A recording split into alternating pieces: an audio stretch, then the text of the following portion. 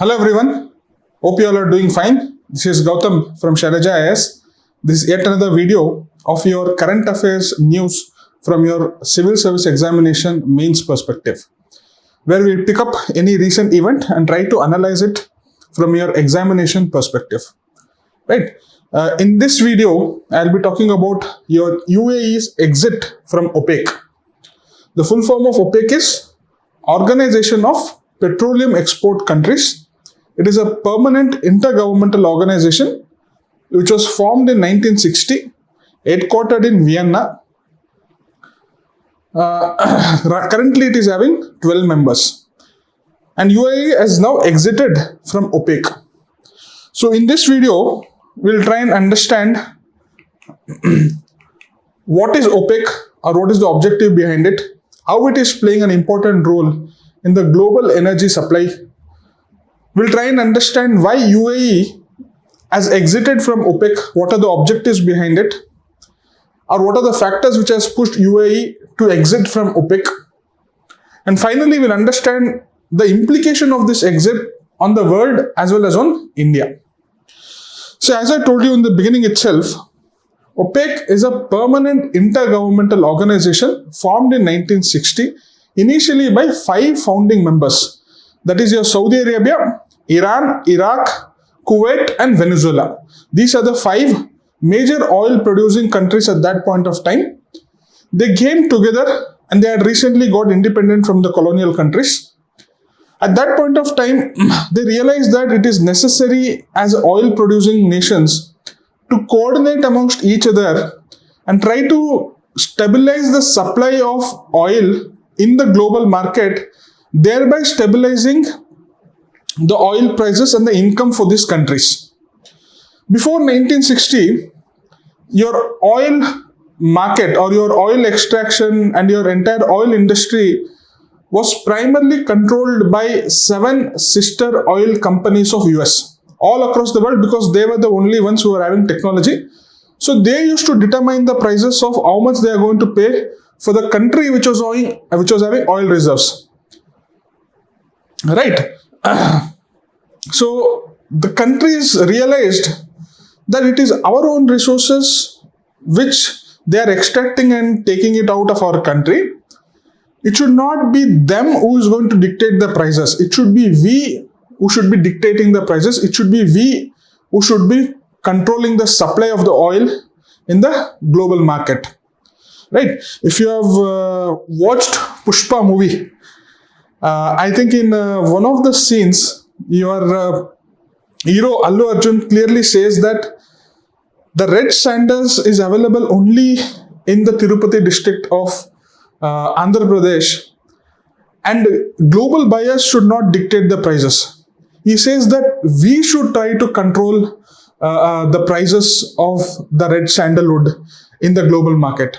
Same kind of thought occurred to these oil producing countries in the late 1950s. They realized that we should be the ones who should be controlling the supply and therefore controlling the prices.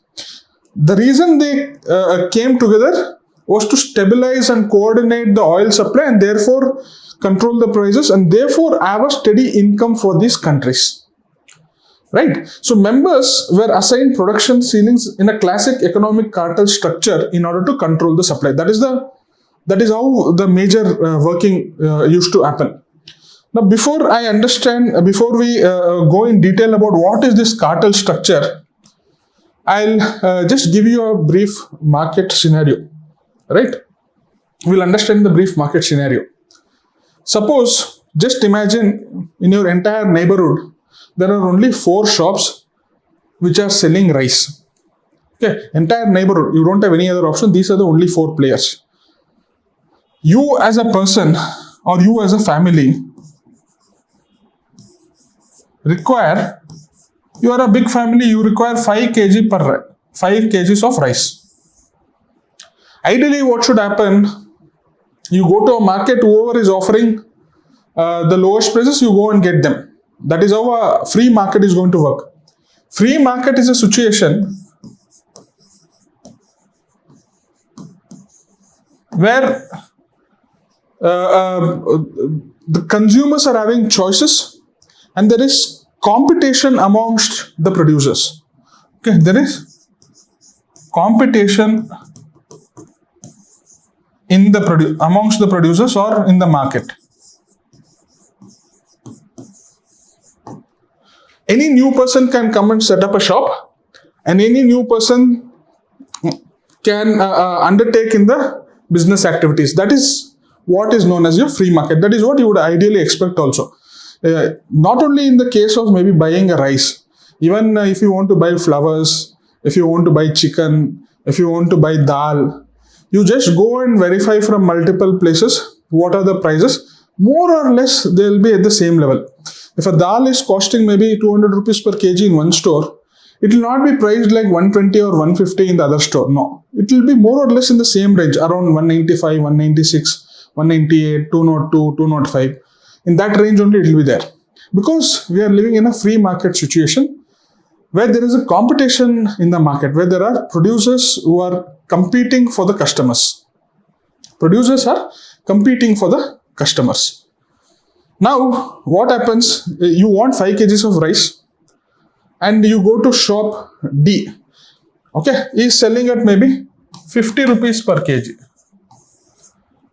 You go and get that 1 kg from him and you want remaining 4 kgs. You go and ask from other stores A, B and C. One person might be having 52 rupees per kg, other person might be having 55 rupees per kg, the other person might be having 51 rupees per kg. That is the ideal market scenario.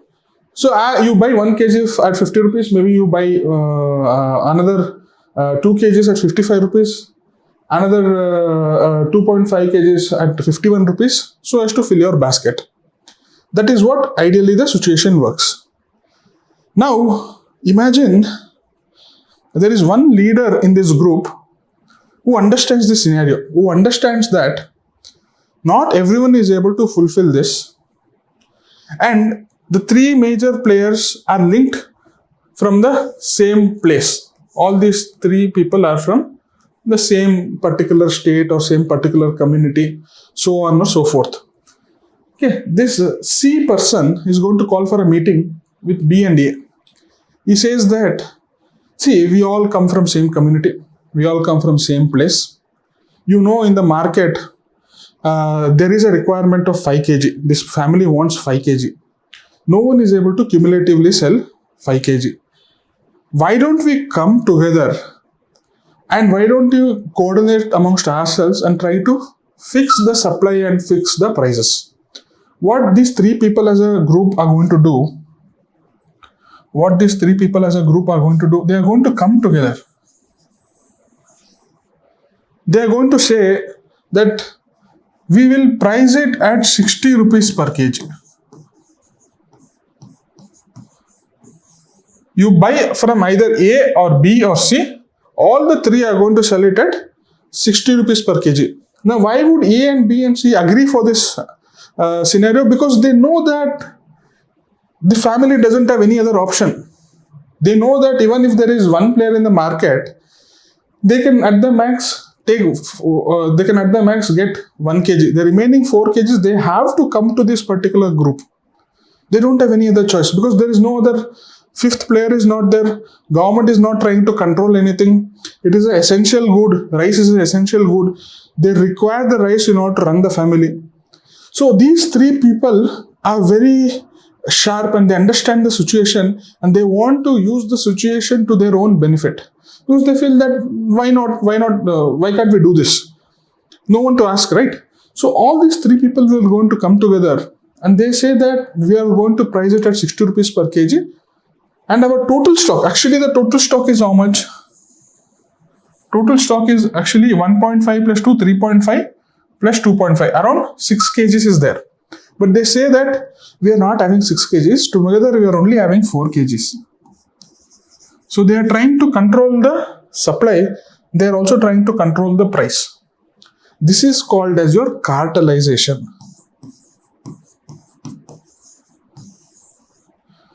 Whereby the producers come together and try to control the supply as well as prices of the goods in the market because they are in a dominant position. That is what actually happened in the case of telecom sector from 2010 to 2015 until your Jio came and disrupted the entire industry. There were allegations that from 2010 to 2015, it was allegations, right? That the top telecom operators at that point of time, your Airtel, your Idea, your Vodafone, they knew that only we are the players in the market. There is no new player. The market has stagnated. Customers don't have any other choice. So let us all come together, fix the prices of the whatever are the data prices or the call prices. But and they were running happily. Customers didn't have any other choice but to pay for them. And come 2016, Jio came and disrupted the entire system. He said that I'm going to provide the calls free of cost for everyone. You have to pay only for the data. So he came with the new invention and he broke the entire system. But in this situation, the customer is not having any other choice. The customer is saying that I need 5 kgs, even if I buy 1 kg from the D at 50 rupees per kg, I have to buy remaining 4 kgs at 60 rupees per kg from this particular cartel. Now in this market, what is going to happen? D is also like feeling that why are these people going to control the prices? Because it is about the prestige. Imagine if D is USA. What will happen? USA is one of the biggest superpowers of the world. It is having economic strength, it is having military strength, but it is not able to decide on it is not able to have control on the supply and prices of the oil, crude oil in the market. Okay, that is exactly the situation right now we are in. Now, instead of this kg and rice, try to substitute that with oil and barrels. Right now, if you look at it, entire world needs around 100 to 102 million barrels per day. 1 barrel is approximately 159 liters. You need 100 million barrels per day. So almost 159 million liters per day across the world. Oil is required in order to run the economy, in order to run your vehicles, in order to fuel your industries, so on and so forth. Now, OPEC as a country is what it did. Saudi Arabia was the leading producer at that point of time. It said that, okay, you also bring Venezuela, you also bring Iran, you also bring Iraq, Kuwait, you have another Congo, Gabon, so on and so forth. So he brought together 12 countries, okay, and formed an organization called as OPEC, Organization for Petroleum Exporting Countries, in 1960, and it tried to control the supply of oil in the market and thereby trying to regulate or control the prices of crude oil in the global energy market. Okay, cumulatively, OPEC, when it was formed in 1960, was controlling almost 50% of the total supply in the market. 50% of the total oil supply in the market was controlled by this grouping of 10 to 12 members. The remaining 50%, you might ask where it is coming from. Russia was having around 10%. USA was having around 78%. Your Norway, your Qatar, so Indonesia, other countries, your Mexico, your other countries were having the remaining 50%. Since the majority of the market, majority of the oil production was from this OPEC group, whatever they were supplying or whatever prices they were controlling used to set the tone in the market. So more or less the market was being controlled by OPEC, right? There is another big group. Now what happened in the late, as the time passed, Russia was also one of the major producers. Russia came with its own, you can say, set of countries like Azerbaijan. You have Bahrain, Brunei, Kazakhstan, Malaysia, Mexico, Sudan and South Sudan. This another 10 countries. OPEC was having around 12 countries. 12 countries, OPEC is a group. Russia led by another 9 countries. Together, they formed together called as OPEC plus. This is what you are supposed to know. Okay. Ideal principle is what? Countries who are the major oil producers came together, wanted to supply the production of oil, thereby controlling the prices, thereby controlling the revenue for the host countries. Saudi Arabia was the lead of OPEC.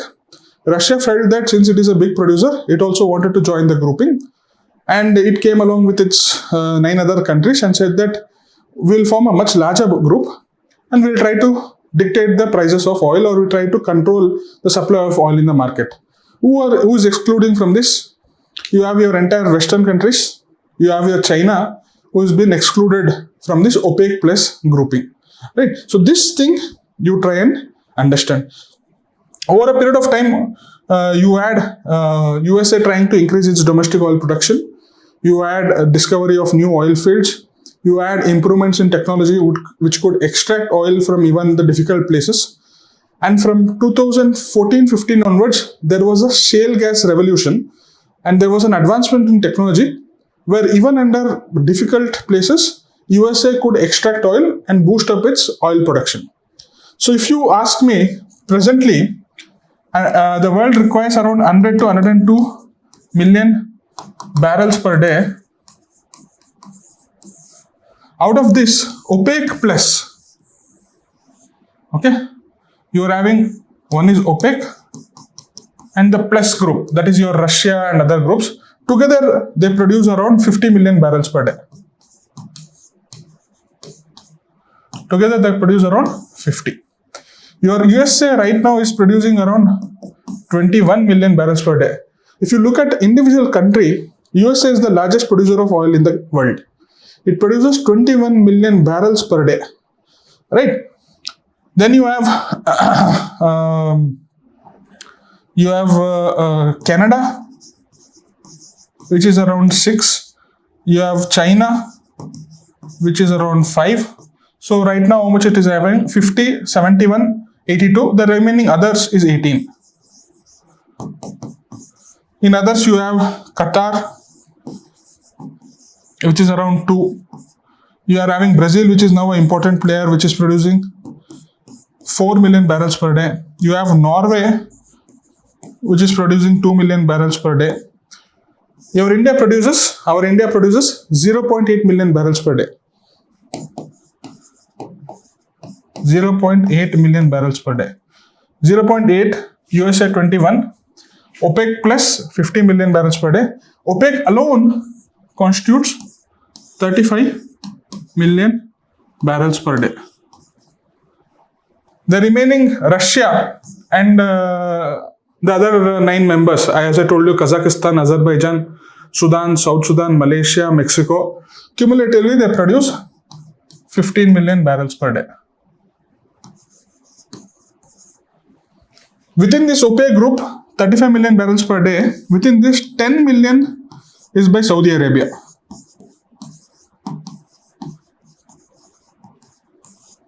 And within this, the plus group, that is Russia, Azerbaijan, Mexico, Malaysia, so on and so forth, 10 million is by Russia. I'm giving you the rough figures.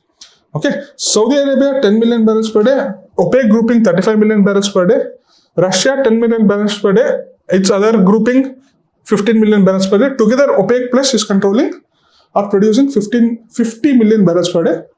US is producing 21, Canada 6, China 5, others are approximately 18. That includes your Latin American countries, countries in Asia, countries in South America, and others. Okay, within others, Qatar, Brazil, Norway are the important players. Brazil produces around 4 million barrels per day. Qatar and Norway produces 2 million barrels per day on an approximate basis. UK and India produces 0.8 million barrels per day. So this is the rough situation that we are having. Even though Saudi Arabia is only producing 10 million barrels per day, Russia is producing 10 million barrels per day. Together, they are controlling the market. Why? Because they formed together an alliance, they formed together a cartel, which cumulatively the cartel itself is producing 50 million barrels per day. Now, UAE is a part of OPEC until now. UAE is a part of this OPEC. Now, UAE wants to come out of this group and try to be an independent player. It does not want to follow the rules and regulations or dictates that are provided by the OPEC. OPEC, as they told, this decision is taken by consensus, but largely the narrative and the decisions are being dominated by Saudi Arabia. In the OPEC plus grouping, your Saudi Arabia and Russia together, they are going to discuss. These two countries are largely going to decide how much each country should produce, what should be the pricing, so on and so forth. Roughly, they are saying that if it is 35 million barrels per day, they try to produce production ceilings. So they try and say that UAE, you don't produce more than 3 million barrels per day. Venezuela, please don't produce more than 5 billion barrels per day. Maybe Kuwait, let it not produce more than 2. Iran, let it not produce more than 4. They're trying to give you the production ceilings. Even if UAE has a capacity to produce 5 million barrels per day, it cannot produce 5 million barrels per day and put it in the market because, Saudi Arabia, the OPEC grouping has come to an understanding that UAE has to only put 3 million barrels per day into the market. You're understanding the situation. The grouping is trying to control the production. By controlling the production, you're controlling the supply in the market. By controlling the supply, you're controlling the prices in the market. As simple as that. So if I am a member of OPEC, whatever the group decides, I have to abide by it. If the group says that, Gautam, you produce only 3 units per day, I have to produce only 3 units per day. I have to put only 3 units per day into the market. Even if I have the capacity to produce 5 or 6 or 7 units per day, I have the capacity, I have the potential, but I cannot do it because I am bound by the group. Similar thing of what they do it in Pushpa movie. There is a syndicate, right? Everyone has to follow the dictates of syndicate. And that Allu Arjun is the primary player who is deciding the decisions of the syndicate. He is the syndicate chairman sort of a thing. Likewise, OPEC is like a syndicate, and your Saudi Arabia is like your Allu Arjun, who is trying to control the syndicate or is trying to control the cartel, right? And now one of the member wants to come out of the grouping. One of the member wants to come out of this cartel and say that I am independent. I don't want to follow your rules and dictates. It's a free world. It's a free market. And let me decide whatever I want to do. Okay, that is the present situation. Now we will try and understand. We'll go back and try and understand why UAE has come out of OPEC. Okay, this is the map of your OPEC countries: Algeria, Libya, Nigeria, Congo, Equatorial Guinea, Gabon, Venezuela, Iran, Iraq, Saudi Arabia. You also have Kuwait and UAE. UAE is now come out of it, right? OPEC earlier had a very dominating influence on the global oil market. In the 1960s and 70s, they were controlling nearly 50 to 55% of the total world global production of oil. And in 1973, they said that they will not produce any oil. You go do whatever you want. And there was a huge supply shortage. Prices spiked too much. 1973, USA and other peoples realized that these people are having too much control. We need to somehow have a cordial relationship with them and then try to get their oil supplies. Right? And from then on begin your geopolitical interference by USA in these countries, so on and so forth. Right? But now the OPEC's importance has gone down, primarily because it controls around 35% of the global oil production. Right? Because there are major players like USA, Brazil, Qatar, all of them have tried to increase or ramp up their own production. Right? Now, why UAE has come out of this? Primarily because of disagreement on the strategy itself. Saudi Arabia says that we'll control the supply and prices will be high, so we'll get high income. Your UAE, United Arab Emirates, say that, I'll try to increase my volume. Even if the prices is low, I'll be getting more money. Right? So both are differing with respect to approach on getting high incomes. Saudi Arabia says that we'll have high prices per unit, produce small, get more money. Your UAE says that let us produce more, prices anyway small, we'll get more money. So because of this difference in the approach, UAE felt that I can no longer stay within the group that is controlled by Saudi Arabia. right? So that is one of the first important aspect, volume versus price. So UAE wants to tap into the volume so as to get higher incomes. Saudi Arabia wants to tap into the price in order to get higher incomes, right? And UAE feels that why are you unnecessarily imposing ceiling on me? I have a capacity to produce more and more volume. So instead of me getting, for example, if you want, I'll show you. See, UAE is what? It is saying that 3 million barrels per day, and per unit it is getting around, for example, $100. Together it is getting $300. UAE says that, let the price come down to even maybe $80. I am fine with it. But if I am able to produce 5 units, I'll be together getting $400. So I am still in profit. UAE wants this particular strategy. But Saudi Arabia says that, why are you spending too much of your oil? We'll boost up the prices. We'll try to increase the prices by controlling the supply so that you get higher income. UAE wants higher volume. Even if it is at low prices, it is able to get good income. Okay? So that is the approach that UAE is wanting to go ahead, and it doesn't want to fall into the dictates of your Saudi Arabia. Second, why it wants money immediately? Because it feels that whatever money it can earn right now, that can be used to diversify from its oil market or oil dependence. That can be used to, you can say, build your AI infrastructure, to build your alternative sectors like tourism sector. Because UAE believes that its oil resources are running or getting depleted fast. And now the world is changing into an AI world. And it wants to use this opportunity to attract all the AI infrastructure and shift its base from oil producing country to maybe a AI or a data infrastructure company and a tourism based economy. So it wants to make away that shift immediately because of its own needs. And that is also the second important reason. It wants immediate funds in order to transition or in order to diversify its economy away from the oil base. Another important reason is US alignment. Because UAE now feels, rather than me following Saudi Arabia, why should not I follow US? US is good with technology. US is good with financial capital. US is, you can say, advocating free market economy. It is giving me all the freedom to produce how much ever I want. So UAE feels that, I will not stay in the camp of Saudi Arabia. Let me go and join USA. That is also one of the other factors. Third, Iran coordination failure. What is this OPEC doing? They are saying that we are a collective group, we are a brotherhood, we are having a common interest. But when Iran was being attacked by USA, what actions did the group take? More importantly, Iran started attacking its own members. So the group, apart from, you can say, coordinating with the supply of the crude oil or trying to control the prices, it is not effectively coming to the rescue of member countries. It is not even having the military capabilities to come to the rescue of other countries. And UAE feels that, let me go to USA. USA is having good military technology. It is having good, you can say, weapons. So rather than, this region is always in instability, all people are fighting amongst each other.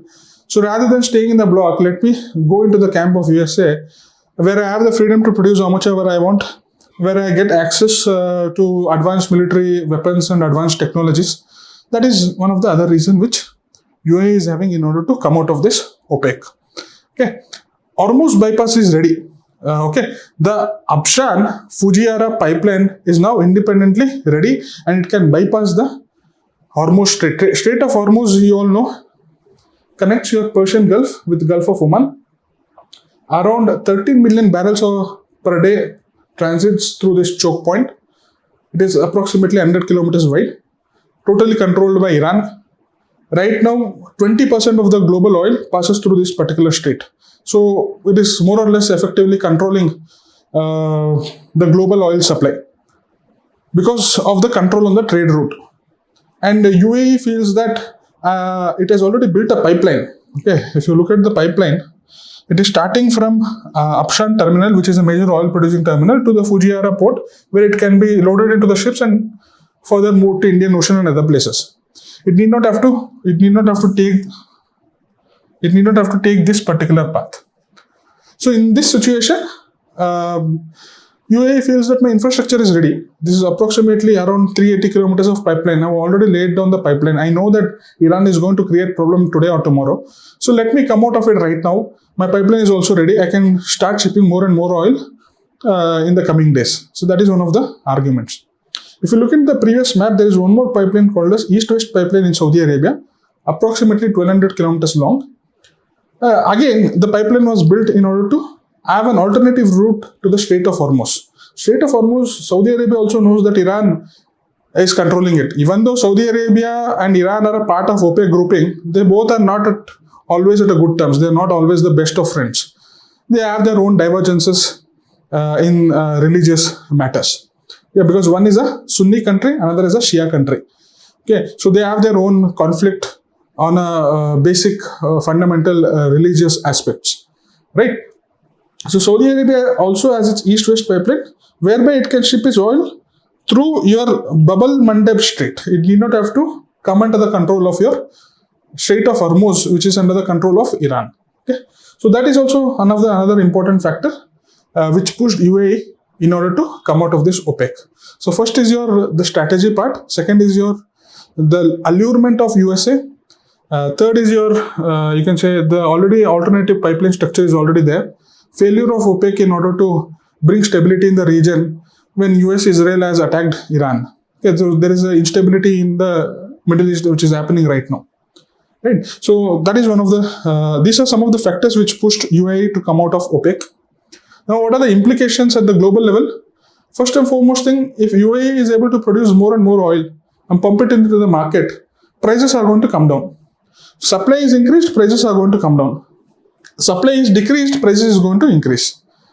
As simple as that. I think basic supply demand dynamics you should all be aware about. So when supply is increasing, prices is going to come down. So in the future days, we can expect prices to cool down, provided the situation is going to get normalized in the Strait of Hormuz, where there is a blockade that has been imposed by Iran because it is having a war with USA and Israel. Right. Second important thing is OPEC credibility is going to weaken. Obviously, if the grouping earlier was controlling 50% of the global oil production, now it is more or less controlling 35% of the global oil production. And one of the member which was producing around 4 million barrels per day comes out of it. OPEC as a grouping is also going to lose its credibility or lose its power. OPEC has seen members come in and go out earlier also. Indonesia was a part of it, it went out. Venezuela was a part of it, came in, went out, again came in. Likewise, OPEC as a bloc has seen exits and entries as frequently as possible. Right? So it is not something new for the bloc itself, but if one of the important players is coming out of it, it necessarily indicates that the group as a whole is being weakened. Right? And what is the implications for India? It now gives us an opportunity to have a more direct relationship with UAE and try to sign some contracts and get more and more oil from the UAE at maybe more affordable prices. Second important thing, it also shows us that there is a need for diversification. We cannot always continue to rely on the Middle Eastern region for our oil needs. India oil needs 80% of it is met by the imports. So we are excessively dependent on imports. And more importantly, we are dependent on the Middle East region or the West Asia region for importing oil. And the region is always in instability. Some other conflict is happening. So in order to have a more steady supply of oil, we need to diversify our oil sources. Okay, so if UAE is coming out of the grouping, we should try to have a better deal with the UAE. We should also try to, you can say, sign contracts with other countries like Mexico, Brazil, USA, Indonesia and other countries. Okay, so that is all about this topic. I hope you got an idea about it. There's one question. OPEC's declining market share and UAE's exit signals not just organizational fracture, but a fundamental restructuring of global energy geopolitics. Critically examine how the rise of US shale gas, Gulf political divergences, that is Saudi Arabia and Iran's political divergences, or Saudi Arabia's weakening control on the OPEC group, and the Hormuz crisis together are reshaping the global oil order. Okay, so you first tell me about the issue, and then you give me the reasons of how there is a reshaping of the global oil order, primarily because of increase in oil shale, because US is now the largest producer, that is reducing the dominance of OPEC. Gulf political divergences, the grouping itself is weakened due to political divergences, and the Hormuz crisis. That is, Strait of Hormuz is controlled by Iran, and that is now under blockade because of its war with USA and Israel. How all these things are trying to reshape the global oil order, right? So try to attempt this and send it to me on this particular number or on this email ID. If you have any doubts, please contact me. If you want any clarity on any things, you can please contact me. Looking forward for your feedback and looking forward for your doubts.